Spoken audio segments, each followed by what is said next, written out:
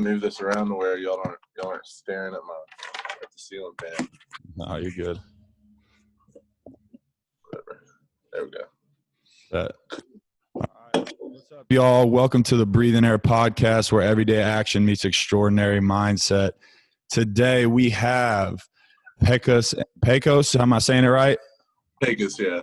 It's in the Rooftops. Their 2019 debut single, This Damn Song, already has about 6 million downloads on Spotify. Red Eye is their new EP that came out in 2020, and it's a badass album. Welcome, Pecos. Thank you for. Yeah, I appreciate it, man. Thanks for having me. Man, that's pretty cool. Yeah, absolutely. That's a badass name. I mean, Thank you. Hurley, come on now. Yeah, man. Thank you. Yeah, absolutely. So tell me a little bit about your background, where you're from. I know you're a Texas boy, so give me a little bit of the background. Where'd you grow up, family, all that? Yeah. Well, I don't have like the typical like musician background, like growing up in music and playing in church and stuff. Like I didn't play anywhere until I was like 21 or 22, I don't think. But I'm originally from Northeast Texas, up in Paris, and I also claim Sulphur Springs a little bit too, because I went to school out in Yanis for 2 years, so I know some folks out in that direction also. But I live in Lubbock now.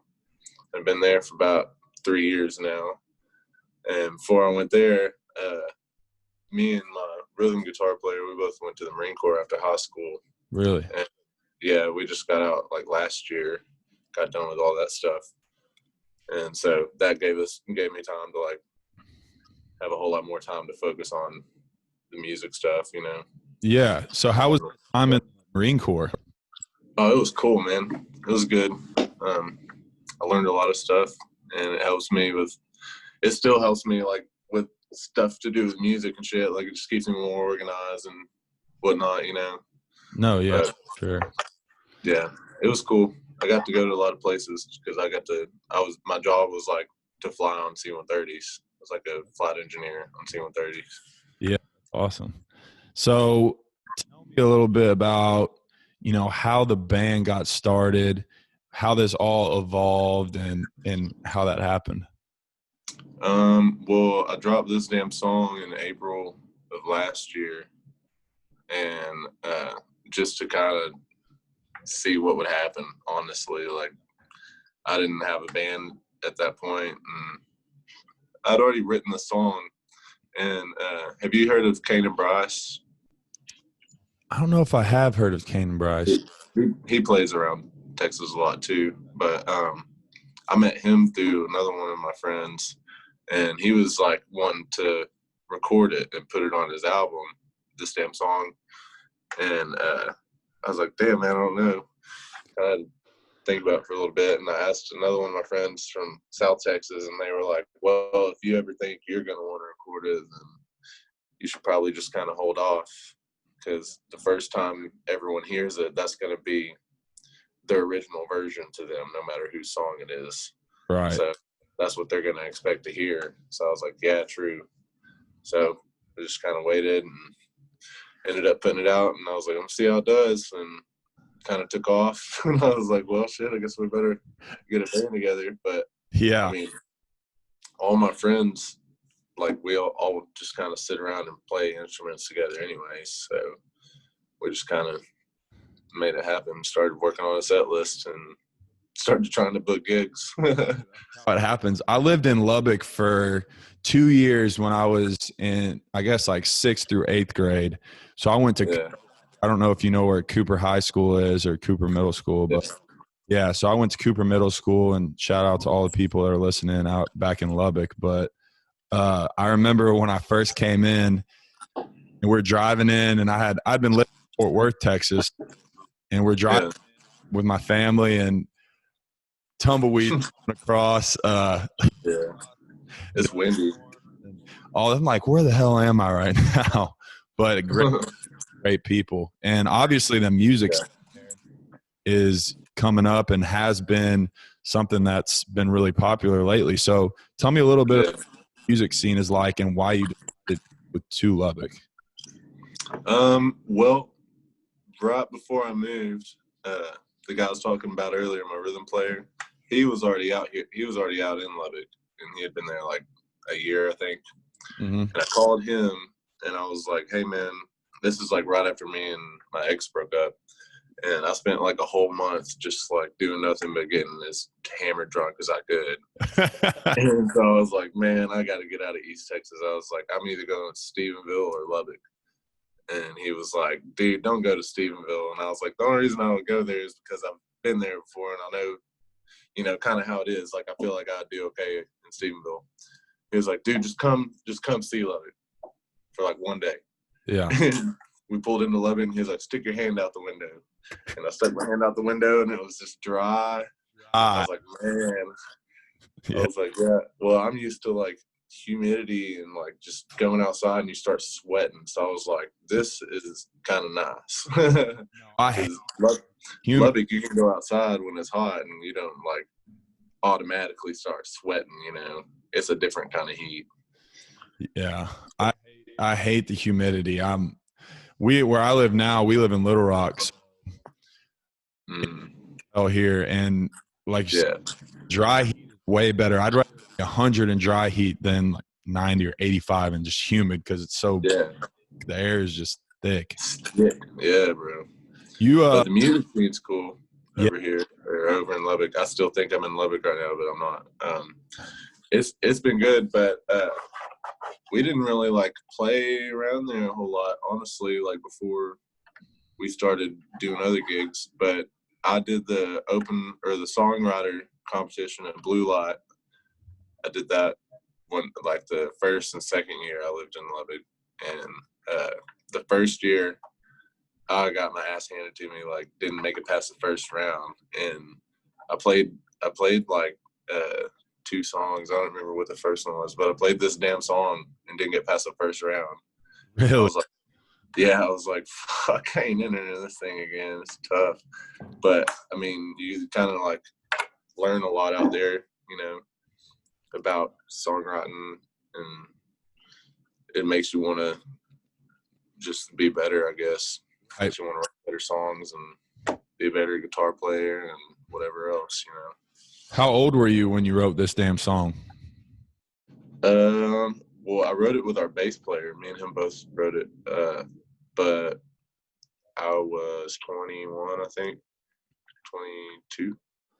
Right. Yeah. Obviously, it came from you spoke on it a little bit, but it came from a tough breakup. If you don't mind, like explaining it, where's the inspiration from the song? Because it's obviously a very deep, emotional song. It's a hard song, so. Well, it's kind of like a mix of like the last breakup I guess I had, and another girl that I was talking to that kind of like, like how you can just get totally fucked up from one girl and then you kind of try to bounce back and you finally find somebody that you're like, all right, maybe like I can see myself liking this one, like, okay, maybe I'm not completely fucked and just like never gonna love somebody again. but I had one of those after my last breakup, and like that didn't work out, and she told me that my life was too crazy for her, but like she was equally as fucking crazy, like if not crazier. but so I mean, I guess I got a little bit from that too, but I refuse to say that I wrote it about either of them. I don't want to have to say it, but I mean, shit, what else?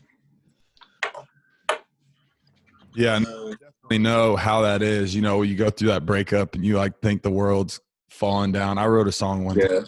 It flew off the page for me. I mean, was this damn song one of those ones that just kind of flew off the page because of all these emotions that were building up and you just threw it all on? Yeah, well, we were at my buddy's, my guitar player and Kaylin, my bass player, they were random roommates. And so we were over at their apartment, and I was just like fucking around on acoustic. And sorry, I thought I was about to sneeze. I was like fucking around on acoustic, just trying to like just play some chords. And I started playing the chords to it, and he was like, "Hey, keep playing that." And I was like, "Okay." And he like got his phone out, and I knew he was going to his notes because it's like we both just write songs on our phones in the notes, you know. Right. And I was like, "All right, I guess he's got some words."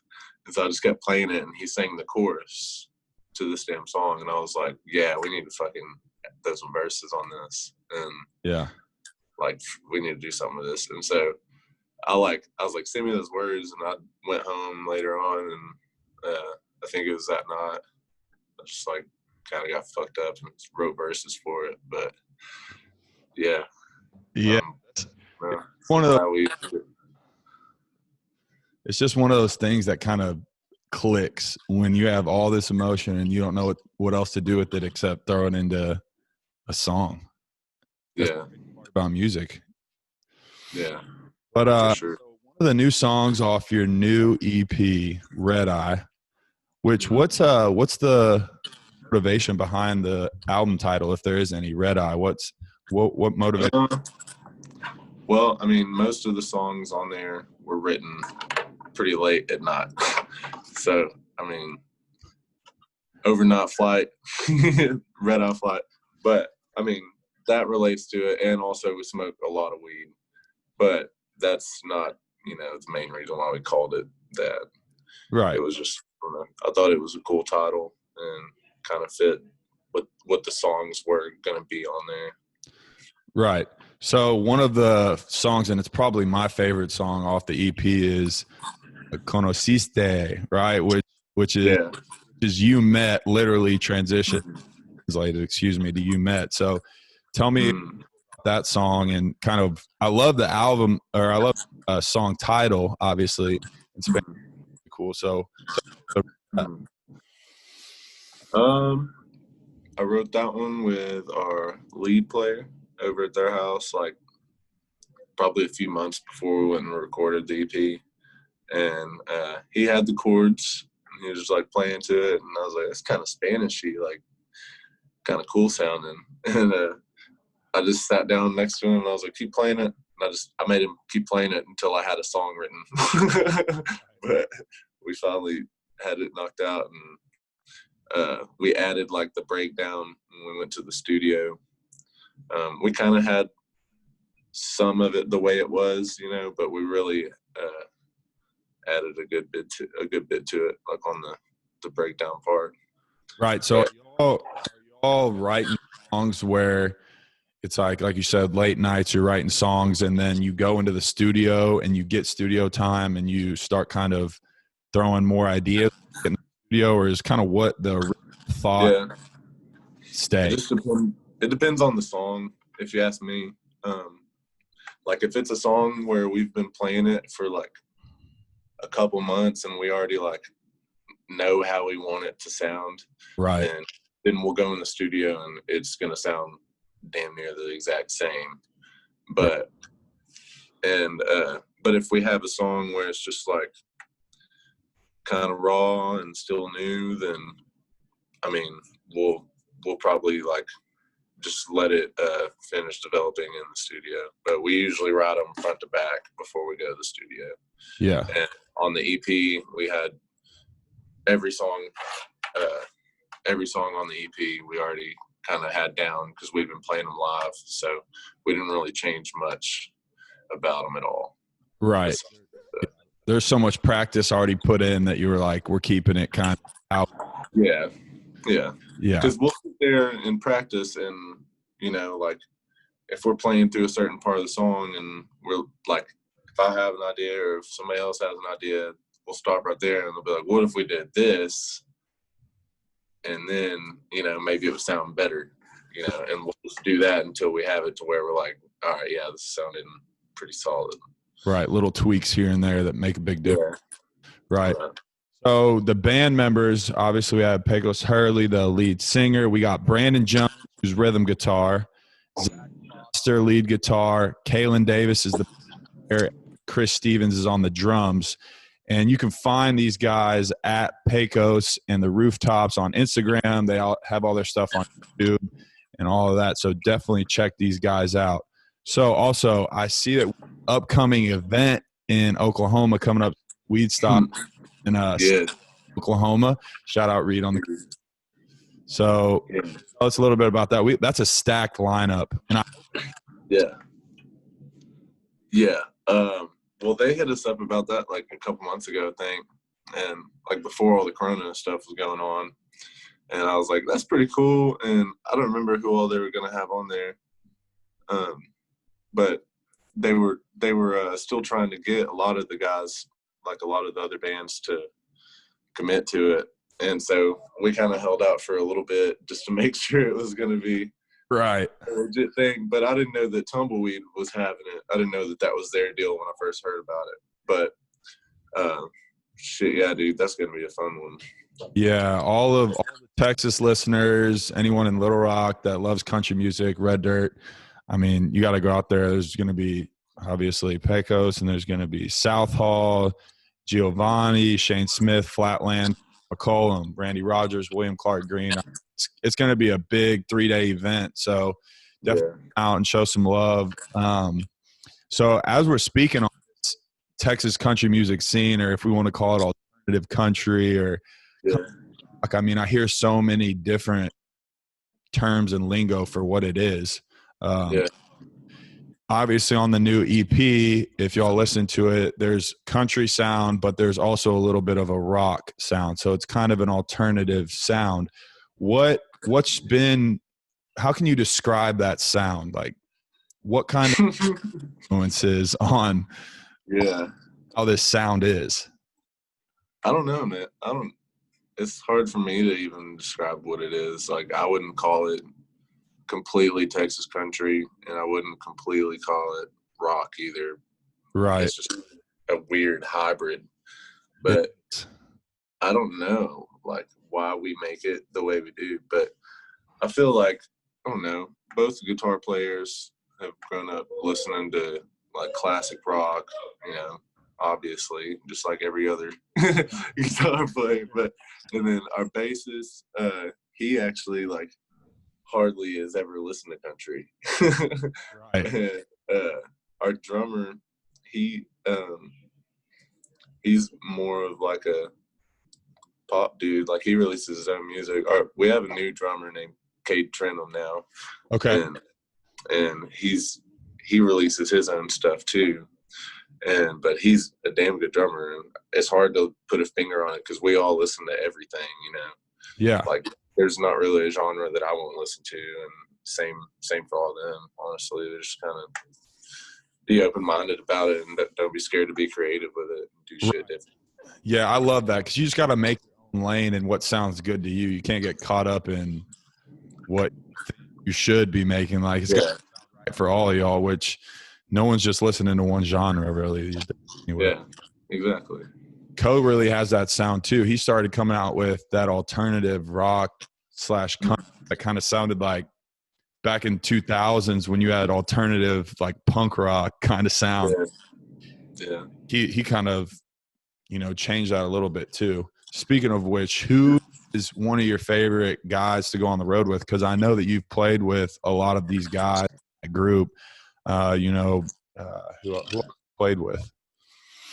Gio, and then shoot, I don't know. Gio, Colby.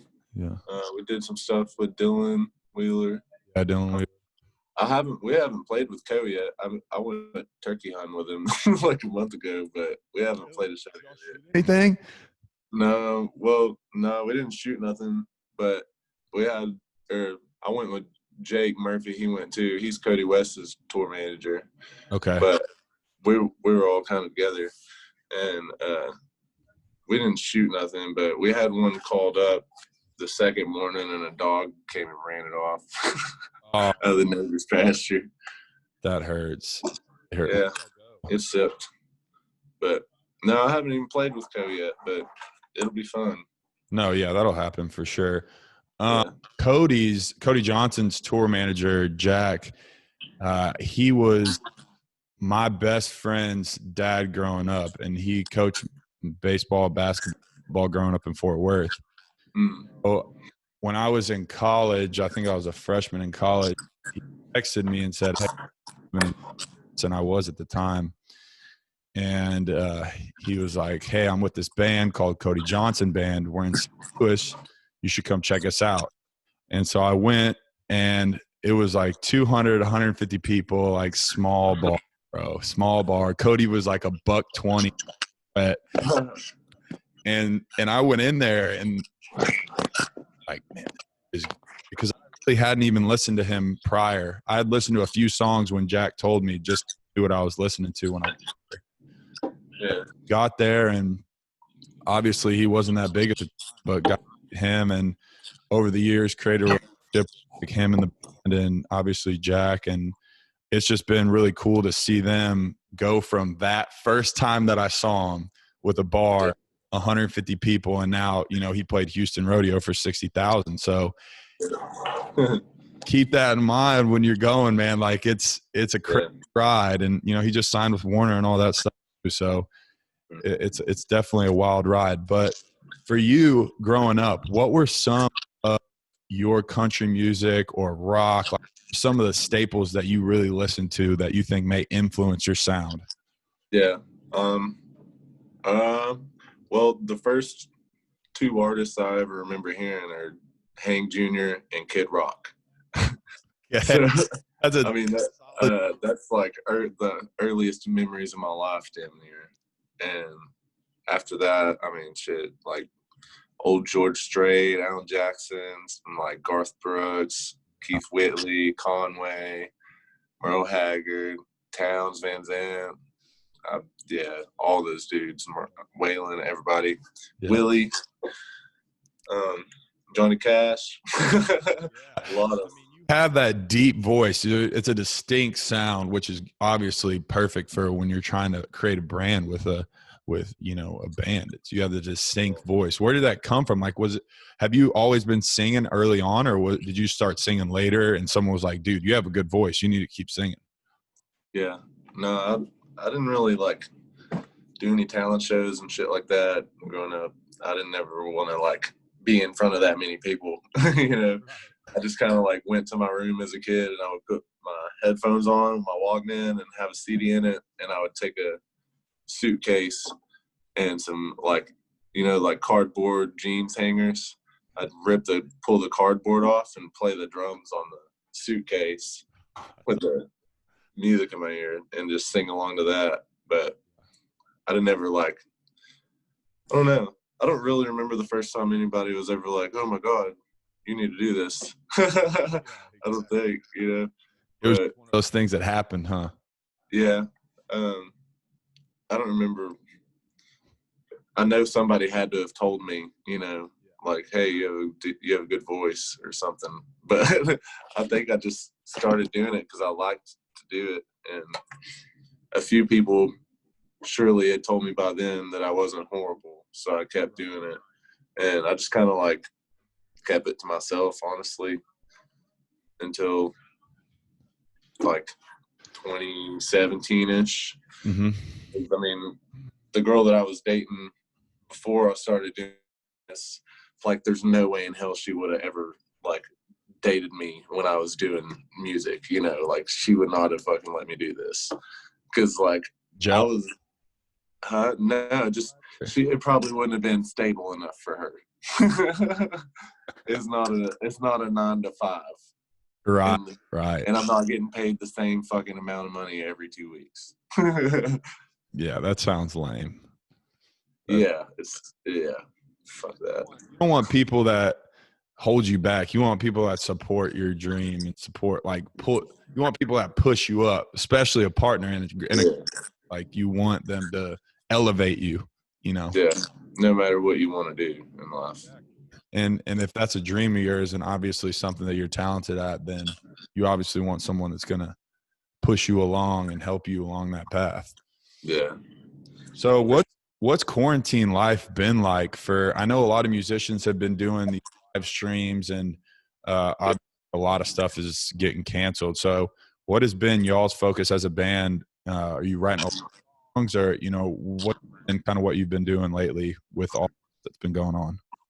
Yeah, I've been trying to write as much as I can. I don't like to like make myself write, you know.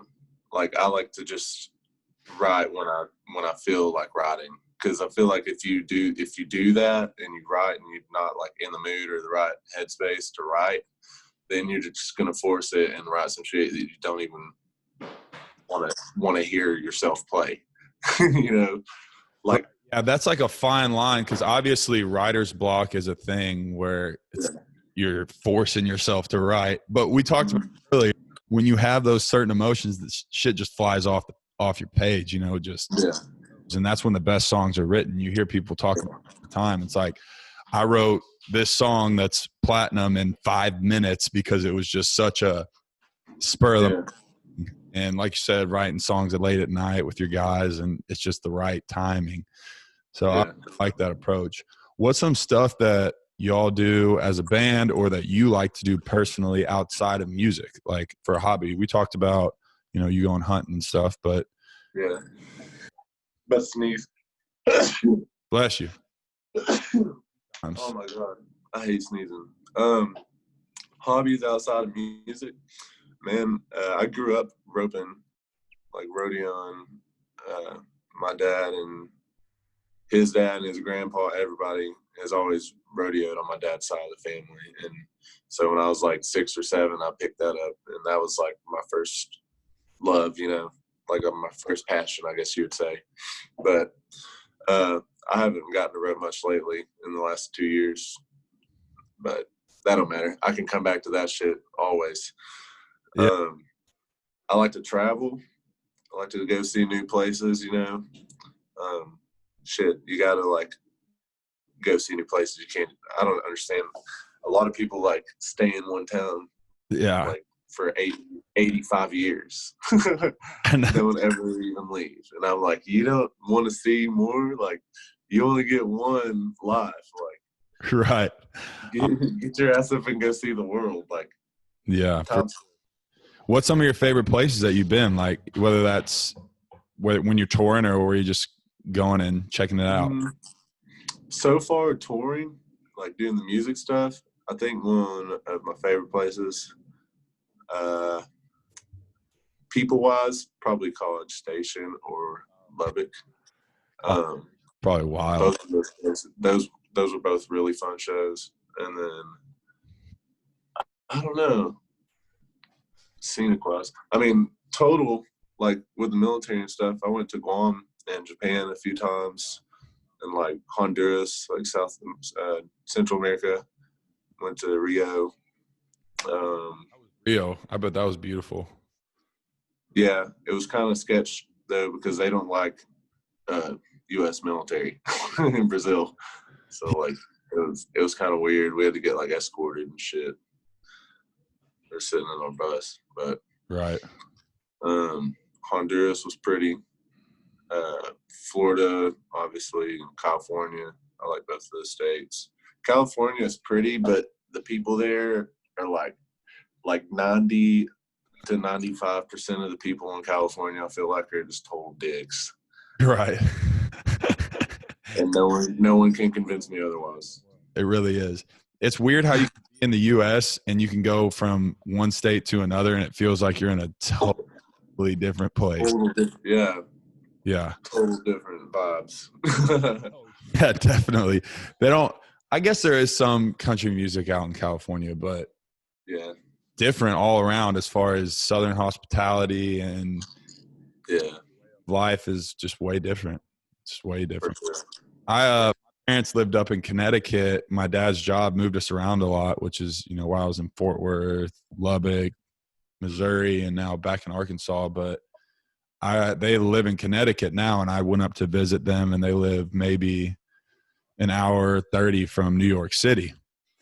And so I went to New York City, and I got walking around, and dude, it's so weird because like coming from the South, everyone says hi to everyone, right? You're walking by, hey, what's up? Like what people wave at each other in cars, and you go to the city and people just have their heads down and they're just walking past everybody. No one's looking at each other. And I'm like, weird. Like, I hate this. Get me out of here. Yeah. Nobody like holds doors open for people or like says thank you or anything. It's fucking crazy. Yeah. I remember when I first moved to Missouri, I said, yes, ma'am, yes, sir, to my friends' parents, like they would ask me a question, I'd say, yes, ma'am. Yes, sir. I flicked in the head do it when I was a kid. And they were like, no, don't call me ma'am. Making me feel old. I'm like, oh, it's just manners. Like, this is just how we do. Yeah. That's funny. I know. But what move? What's the next move for the band going forward? Obviously, he is pretty recent in January. So are you all music? And I know obviously a little postponed, but yeah. Well, shows are starting to pick back up just because bars are starting to open back up.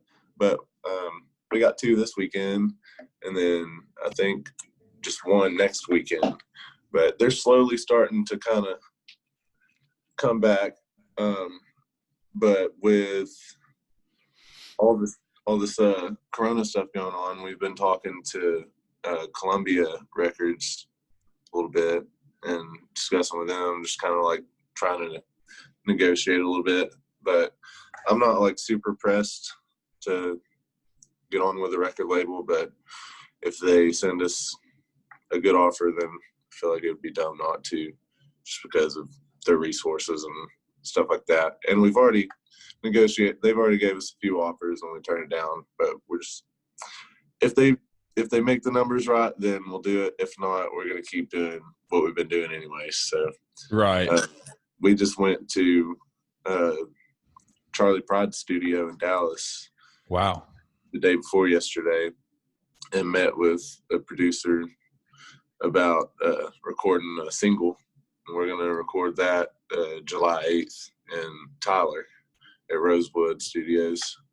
So, and that's the one that me and Colby, we wrote that at the beginning of like March, I think. That's awesome. Was March already when all this happened? Yeah, it was. Yeah. Yeah, pretty much. So you and Colby wrote that. Yeah, we're going to put that out, and then hopefully we'll be constantly, like consistently back on the road soon. But we've just been kind of trying to make the best of the time, I guess. Yeah. Trying to get it done / enjoy it. Sure.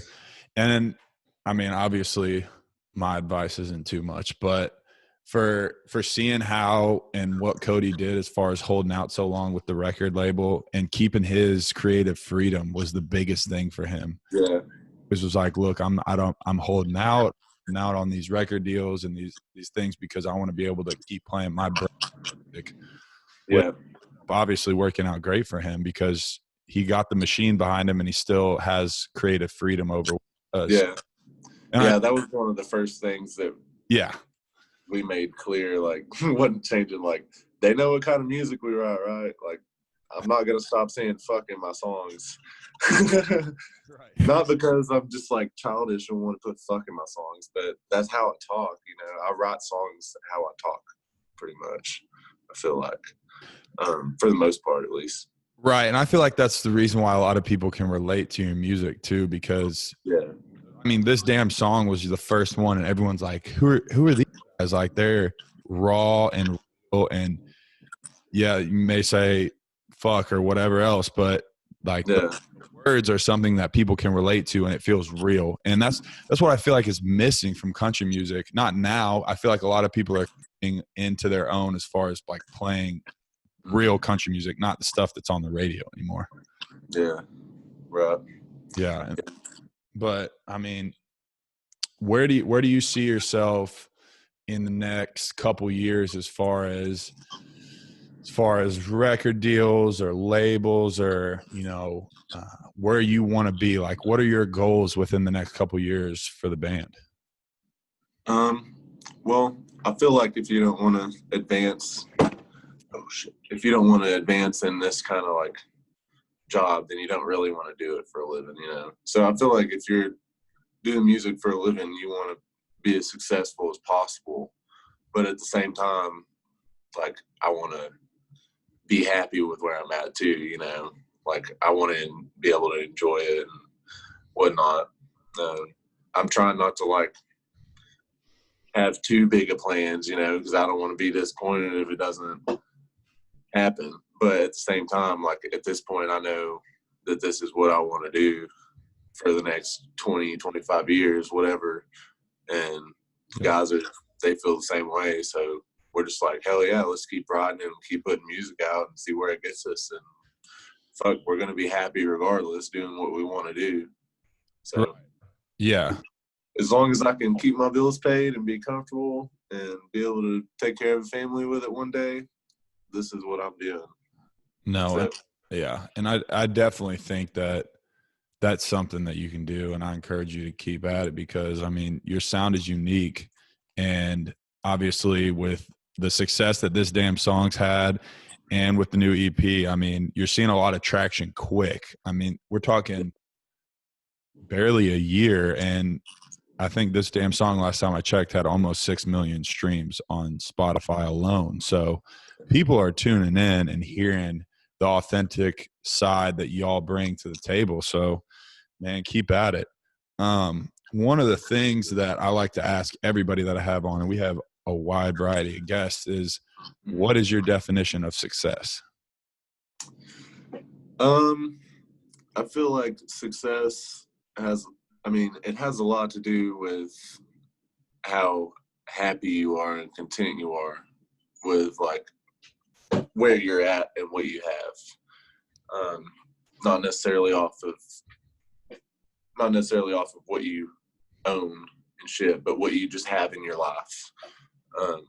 Like if you're happy with how things are going with your family, and like you got a good job, your kids are doing good in school, you know, whatever it is for certain people. But success to me is just being happy with your life, and because if you're happy, you have all the things that make you successful. So like you got the money, you got the truck, you got the fucking 4-wheeler or whatever, you know. Right. So like whatever makes you happy, you know. No, yeah, for sure. Rail off some questions and just answer with whatever comes to your head. Just rail some questions off. All right. Thanks. So favorite drink. Like one word? Yeah. Or yeah. I mean, however you want to answer it, you can, but favorite drink. Alcoholic is currently White Claw, and no one can judge me for it. I don't give a fuck what anyone says. I know a lot of fuck boys drink these, but I think they taste pretty decent and they fuck you up. Non-alcoholic is definitely sweet tea. Yeah. If I'm not drinking, I'm usually drinking sweet tea. Okay. Favorite. And every now and then I'll drink a water. Hydrated, some high quality H2O. Yeah, bro. And Mountain Dews are my energy drink. Mountain Dews are solid. All right, favorite color. Favorite color is black. Favorite band. Favorite band, Led Zeppelin. Oh, that's solid. That's solid. Favorite food. Pizza. Okay. That's so third grade of me, dude. God no. Are you getting toppings on the pizza or? Yeah. So probably like a deep dish Alfredo pizza with chicken and pepperoni and jalapenos. Ooh, jalapenos. Okay, I like spicy. Yeah. Spicy. Yes, sir. You ever are on the road in St. Louis and y'all stop there, you should definitely go to Pie Pizza. Great deep dish, and the dish is kind of like a cornbread crust. Ooh. It is so fire. What? Oh my gosh, that sounds good. It's so good. It's good. I'm telling you, you got to check that out. Damn. Favorite movie? Is that what you said? Favorite movie. Tombstone. Oh, that's dude. So many good one-liners. I've seen it so much. Say when. Tombstone is good. Huh? When. Yeah, say when. Yeah, that's a good ass movie. Yeah, it's such a good movie. Let's see. Favorite sports team. Dude, Saints, I guess. I like to watch the Saints. I'm not like a huge I'm not gonna walk around like acting like a Saints fan and be like, yo, I'm a Saints fan. But I like to watch the Saints play mainly because Drew Brees is a good quarterback. Yeah, he's solid. Favorite sports team. Oh, I thought you said favorite sports team. Or favorite sport, excuse me. I already said team. Oh, okay. Favorite sport? Um, golf now. That's on TV. Huh? The only thing that's on TV right now. Yeah, no shit. And like this is the only sport that I can still play without hurting myself. That's true. I did see a picture of you on Instagram swinging the club. I like to play a lot. Are you a decent golfer or are you just kind of recreational? I'm not like crazy good. I can like keep up if I'm golfing with good golfers. Like I can keep up with their stuff usually, but I'm not like good. I could probably shoot like maybe under 100, maybe. Yeah. But I usually just go and drink and smoke and stuff. We act a fool on the golf course. It's bad. Yeah. That sounds about right. I thankfully my dad put a club in my hand at a young age and I like to play a lot, but Yeah. I played football in college, so now that's my other way to kind of compete and play. Yeah. But Yeah. okay, so favorite superhero. Hulk. Oh, Hulk, you won't like. I guess he's not really a superhero though. Yeah, it is for sure. Yeah. Yeah. It definitely is. Hey, that's solid. Well, is there anything that y'all are trying to promote right now for the audience that's listening? Anything that you want to kind of say to them? Any upcoming events? Any upcoming music or projects along that line? Yeah. Well, we should have that single that me and Colby wrote out in the next couple months, in the next like 2 to 3 months, I would say. So be ready for that to come out. And then depending on how everything goes with Columbia, Right. we might have more stuff out by the end of this year. But it's kind of hard to say right now because we're still negotiating with them. So we can't like go release a 10-song album, with us still talking to them right now because they're wanting to do things a certain way, and we'll see how that goes. But that, and we're going to be back to playing shows. Go on our website and buy some merch, pecos-rooftops.com. And that's where you can find all of our shows and stuff like that too. What's the next upcoming one that y'all have scheduled? We have Tyler at Cowboys. Okay. Friday night, and then Saturday night the one in Tyler, Carson Jeffrey's opening. Okay. And then Saturday we're going to Lukenbach and playing there. Oh, that's awesome. Yeah, man. This is gonna be cool. Free. I listened to one of his the other day, Ranch Girl Dream. That's a good song. Yeah, that's a banger, dude. I like that song. Outside of country music, who are you listening to right now? Trying to think. I mean, it just depends, really, because like the past like 3 days I've been with the guys and they've been playing all the music. So like it's like I haven't been playing music at all. But I mean, for me, I like to listen to like Gucci Mane, like ASAP, like older rap. I don't like the mumble rap type shit. I don't know. Either. I fuck with T.I. a lot. They're on the bar in there. T.I. Shit. Who else? Old Eminem. I like older Eminem stuff. It's hard to say. I listen to like fucking everything.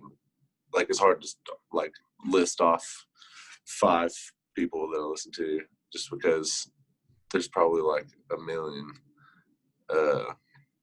Shit, dude. I'll literally listen to anything.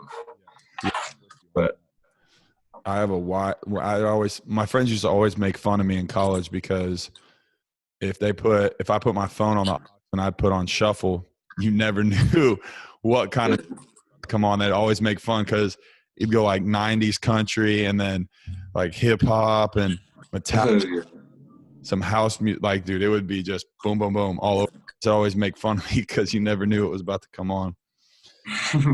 Yeah. So, did you go to Tech or were you just living in Lubbock?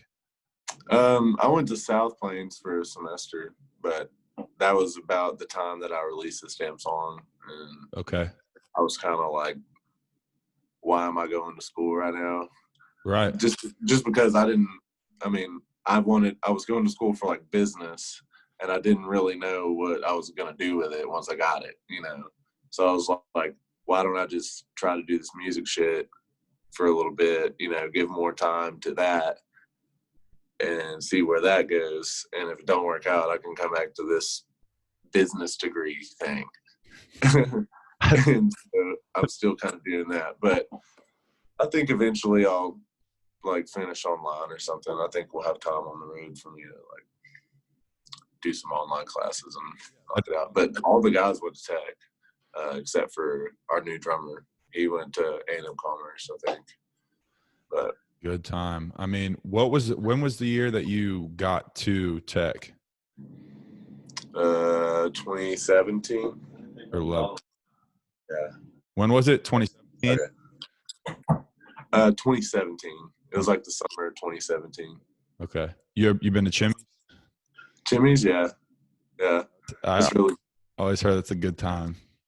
Yeah, my girlfriend likes Jimmy's a lot. They got some pretty good margaritas and shit like that. You got a girlfriend now? Yeah. Yeah. Got it. Well, we've been dating like almost 3 years now. Oh, wow. Like we probably 2.5 years, solid 2.5. That's solid. Yeah, she's really good. She's a good one for sure. That's great. Well, I'm happy for you there, man. So everyone that's listening, we're here with Pecos on the Rooftops. You can find them on Instagram at Pecos on the Rooftops. You can find them on YouTube and any of your streaming services. Their debut single, This Damn Song, like I said earlier, we're almost reaching 6 million downloads on Spotify. And their new EP, Red Eye, is very solid music. And I definitely think that y'all should go check it out. Go check them out on their website as well and check out new tour dates and go show some love, man. This is good country music. And like we said earlier, it's a mesh between country and rock and roll, and it's that unique sound and really good music. Obviously a great guy here. So go check them out. And thank you so much for coming on, brother. Anything else that you have for listeners? No, man. Thank you for having me on this. It was pretty cool. Yeah. I've never been on a podcast, I don't think. You're my first podcast. Well, you're on. This is your first one. And hey, I appreciate you coming on. And I expect within a couple years, we're going to see you doing a lot of big things. So keep at it, brother. All right, man. Sounds good. Thank you.